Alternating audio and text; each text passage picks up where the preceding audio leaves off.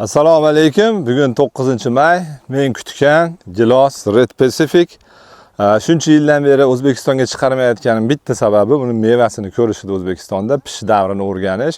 Mana bugun nimba terilyapti, bu ham pachti yetilib qolyapti. Nimbada 3-4 kundan keyin chiqadi. Royal Tiogalar pishdi va mana Red Pacificga yetib keldi. Red Pacificda ustunliklarini aytaman. Bandi juda ham qattiq, yaltirashi zo'r, mana ko'ryapsizlar, yaltirayapti. Erta pishadi.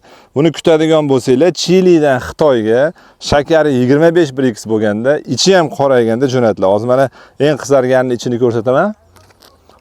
Hali tayyor emas mana. Dalaga oson ajralyapti, yopishgan joyi yo'q. Giant Redga o'xshab. Hozir kislotasi past buni. Shakari yaxshi, yesa bo'laveradi bemalol, lekin ozgina kutiladigan bo'lsa juda ajoyib bo'ladi. Mana pishmagan nimalar o'lchaymiz. Razmerlarini va 28+ bo'lib turibdi hozir.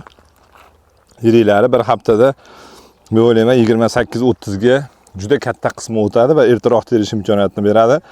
Bandning uzunligi o'rtacha, band uzunligi bo'yicha gilos kitobimda ko'p narsalar aytildi.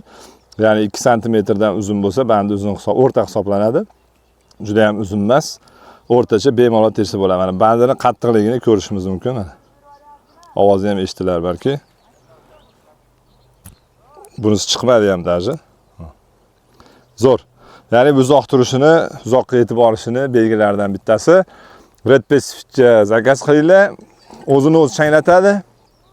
Qora, o'ta serhosil va -7 dan keyin 3 kun, 2 kun Toshkentda mana mevasi bilan qoldi mana.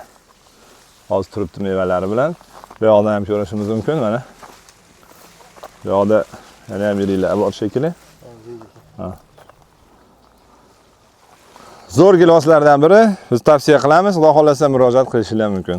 Men xursand bo'lganim, nihoyat Parkent Plants'da testdan o'tdi. Teramiz keyingi haftada. Red Pacific shoxlashini qaranglar. O'zi tabiiy juda ham ajoyib shoxlagan.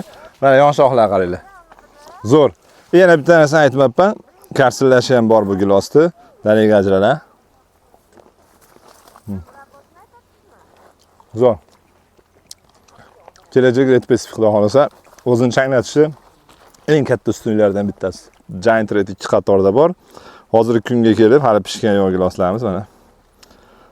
28+, eng yirigini ko'rsatamiz kanishni, 26 ham bor. Va umumiy holatda giloslar. Sovuqdan keyin qolgani bu. Sovuqdan keyin qolgani -7 3 kun bo'ldi, xabaringlar bor.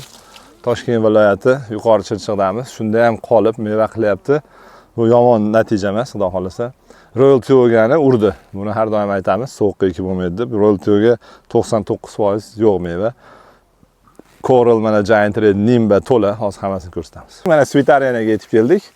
Hali bular orqada, Red Pacificdan keyin pishadi. Red Pacificda rangi ham, ta'mi ham har tomonlama Sweet Arenadan oldin. Mana Sweet Arenaning bandi kaltaligi, o'zining shakli, yirikligi zo'r, gap bo'lishi mumkin emas. Hali xom holatiga men o'ylayman 28 bemalol chiqsa kerak, +28. Mana. Zo'r. Endi bu eng yirigi hozirgi kunda. Qolganlari ham bor. Endi sovuqdan keyin qolgani bu.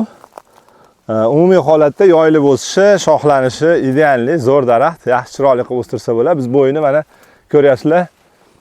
220 da ushaymiz. O'sha bo'yicha pastdan shuncha yetarlicha mevani terib olishni reja qilamiz. Bitta daraxtga 10 kilodan 10 tonna yirik meva olish niyatimiz bor. Sweet Area Parkent Plants'ga murojaat qilasizlar. Coral Champagne Kaliforniyaning navi. Bu haqda videomiz davom etyapti. Hosilni qaranglar, -7 dan keyin sovuqqa chidamlilik bo'yicha chempion. To'la meva qilib turibdi, hali pishgani yo'q, endi teramiz. Juda ham o'ziga xos shakliga ega.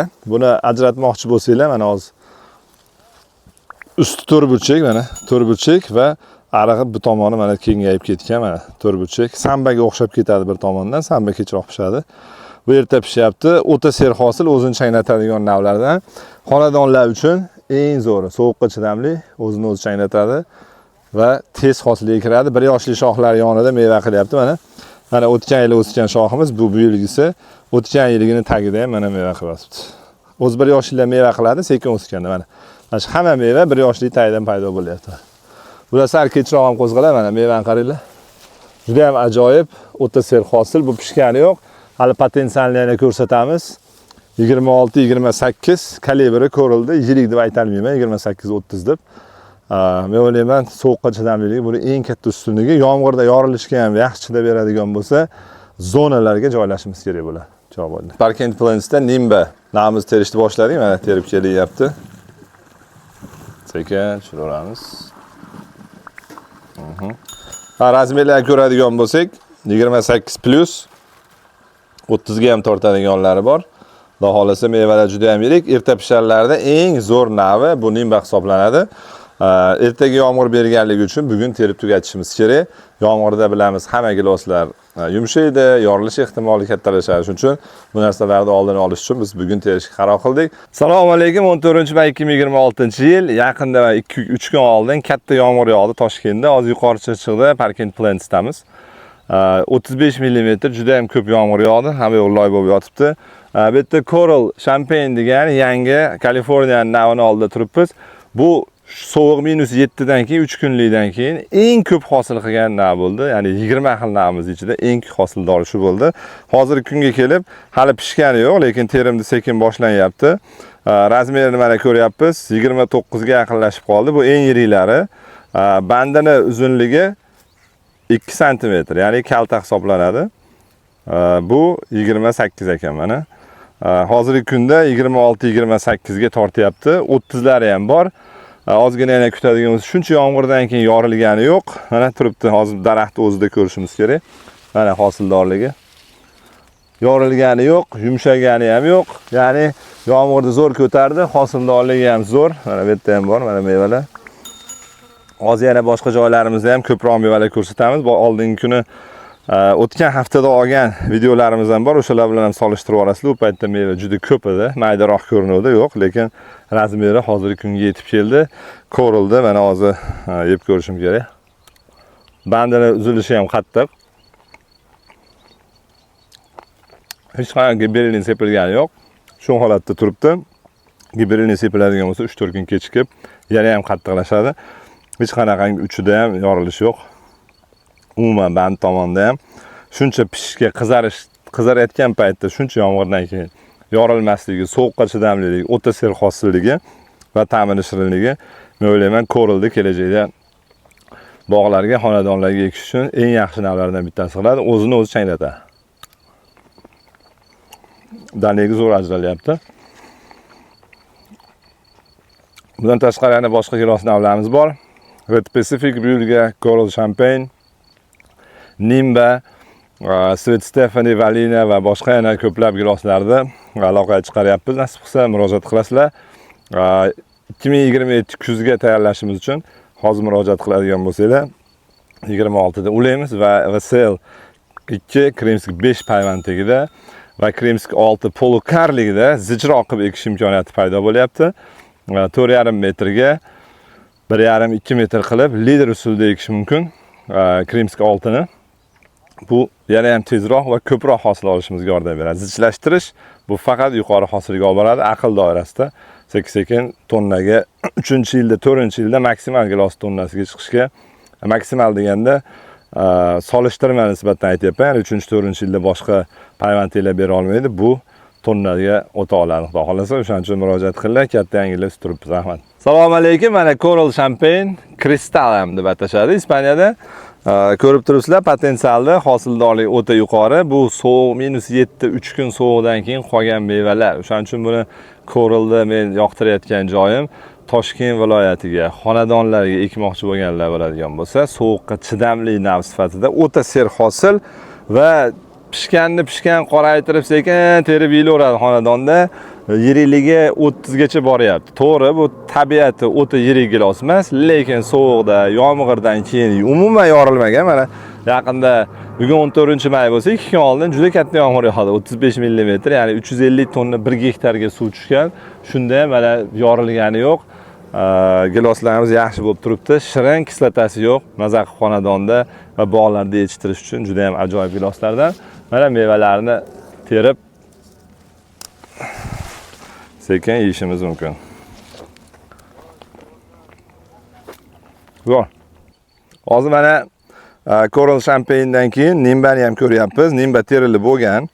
Yomg'irgacha qoldirmadik. Hozirgi kunda mana 30 bo'lib turibdi. Daraxtda qolganlari bu. Yorilishga moyil bo'lgan sortlardan, lekin juda ham ko'p yorilib ketmadi. Shu bizni xursand qilgani. Endi bitta narsani bilinglar. Soyada ko'rsatishim kerak. Ozgina terayotganda shoshilib anaqangi qizargan paytda terib qo'yishadi. Ya'ni bu paytda ham mana normallik bo'lib turibdi. Haqiqiy ta'm, shakar iste'molchilar maza qilib iste'mol qilish uchun sal to'qroq qizarish kerak bo'ladi. Buni och qizilda terib bo'lmaydi. Hozir ko'ryapmiz. Giloslarda shunaqangi holatda ham olib chiqib terib berishyapti. Bu gilosda maksimal shirinligiga erishtirmaydi. Albatta yorilishi ham bor ozgina. Nimbada. Ichini rangi mana qizarib bo'lgan. Oq holatda ham bo'lishi mumkin. Mana yonida endi solishtiramiz.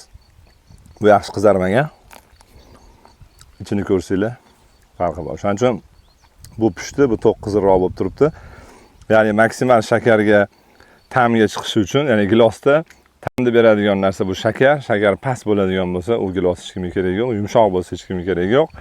Mayda bo'lsa hech kimga kerak yo'q. Shu uchalasini birlashtiradigan yangi sortlar va o'zini changlata oladigan, sovuqqa ham chidamli bo'lgan navlasi turibmiz. Xudo xolasa, Cool Champagne'da shu sovuqroq bo'lgan, sovuq urib ketish ehtimoli bo'ladigan joylarga ekish tavsiya qilyapman, xudo xolasa, va men o'ylayman, yaxshi natijaga erishamiz.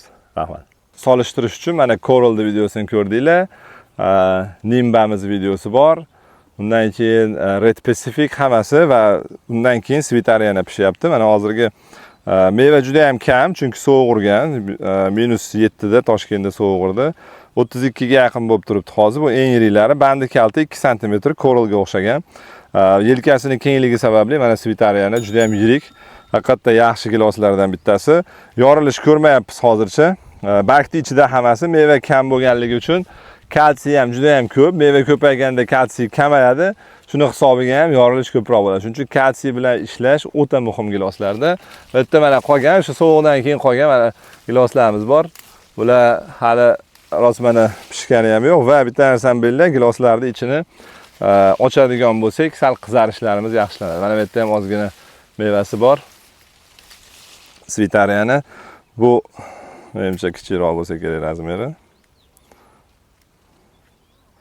29 ekan. Bandi 2,5 sm. 2,5 sm. 2 sm-dan kichkinasi kalta, 2-3 gacha o'rta, 3-4 uzun va undan keyin juda ham uzun hisoblanadi. Bu gilos kitobda hammasini tablisada ko'rsatib qo'yganman. Endi yomg'irdan keyingi qattiqligini ko'ramiz. Zo'r qattiqligi. Yana ozgina turadigan bo'lsa, bu yana ham yiriklashib shirin bo'ladi. Ozgina o'ziga xos kislotasi bor. Coral'da bu kislota yo'q.